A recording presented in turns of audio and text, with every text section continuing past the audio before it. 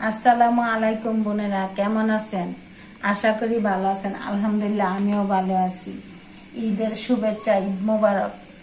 আজকে ঈদের একটা স্পেশাল গরুর মাংস রান্না করব, আর রান্নাটা আপনাদের সাথে শেয়ার করতেছি। সেই জন্য গরুর মাংসটাকে সবগুলো উপকরণ দিয়ে মিশিয়ে নিচ্ছি, আর কিভাবে মিশাচ্ছি আপনাদের সাথে শেয়ার করতেছি। বিসমিল্লাহির রহমানির রহিম। স্বাদ মতো লবণ দিয়েছি, সাথে দিচ্ছি আদা বাটা পরিমাণ মতো, রসুন বাটা পরিমাণ মতো, সাথে দিচ্ছি মরিচ গুঁড়া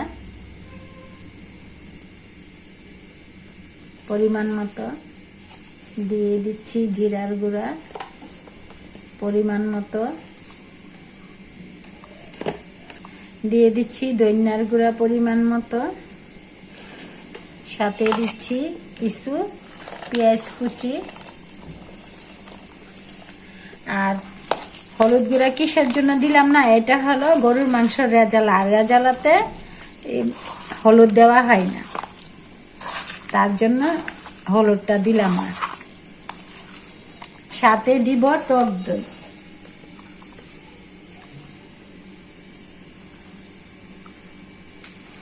কেউ কেউ দুধ দিয়েও বানায়, টক দইটা দিয়ে বানাইলে অন্যরকম একটা স্বাদ হয়। আমি দই দিচ্ছি। দুধ দিলে সাথে লেবু দিতে হয় বা লেবুর রস দিতে হয়, অনেকে আবার সিরকা দেয়। আমি টক দই দিয়ে বানাচ্ছি।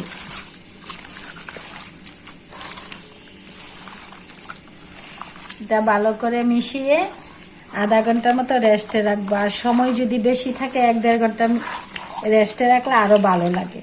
যেহেতু আমার এখন সময় কম, তার জন্য আধা ঘন্টার মতো রাখবো, পরে চুলায় চড়িয়ে দিব। আর গরুর মাংস তো সবসময় খাওয়া হয়, তার জন্য ঈদ একটা স্পেশাল রান্না না করলে কি হয়। বিসমিল্লাহির রহমানির রহিম। কড়াইতে চিনিগুলো দিয়ে দিচ্ছি তেল,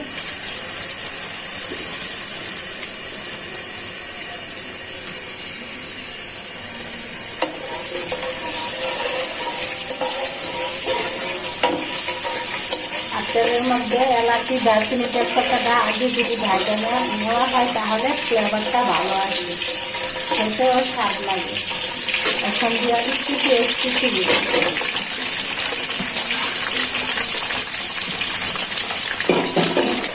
যারা 30টা রোজা রেখেছে তাদের জন্য অনেক আনন্দের দিন। আর যারা অসুস্থ থাকেন বা রোজা থাকতে পারেন না, রোজা থাকার চেষ্টা করবেন, আর আল্লাহর কাছে দোয়া প্রার্থনা করবেন যেন আগামী রমজান ভালো করে থাকতে পারেন। রোজাগুলা দীর্ঘ 1 মাস পর একটা আনন্দের দিন আসলো।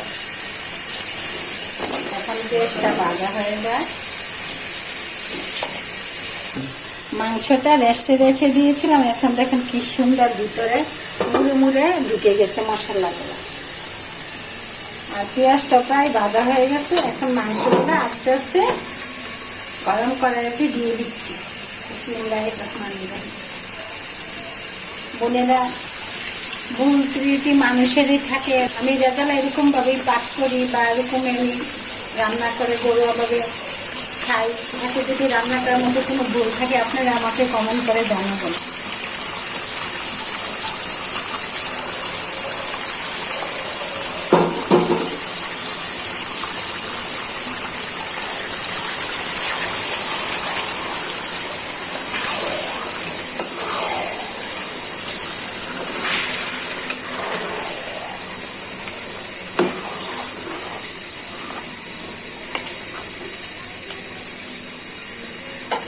এখন মাংসটা সিদ্ধ হওয়ার জন্য ঢেকে দিচ্ছি।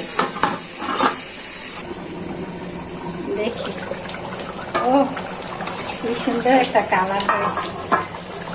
মাংসটা যে ধুয়ে নিয়েছি আর টক দেখেছি, ওইটার থেকে ধুলুতেই মাংস মনে প্রায় সিদ্ধ হয়ে যাবে, ওরকমই মনে করছে। ভালো একটা ফ্লেভার আসতেছে, গ্রানটা অনেক সুন্দর, মাশাআল্লাহ। এখন আবার ঢেকে দিই ভালো করে সিদ্ধ হওয়ার জন্য।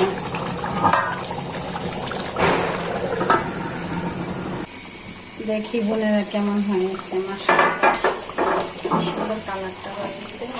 রাজালাটার কালারটা অনেক সুন্দর হয়েছে। দেখি মাংসটা কিরকম সিদ্ধ হয়েছে কিনা। ও, অনেক সুন্দর সিদ্ধ হয়েছে, একটু চেখে দেখি।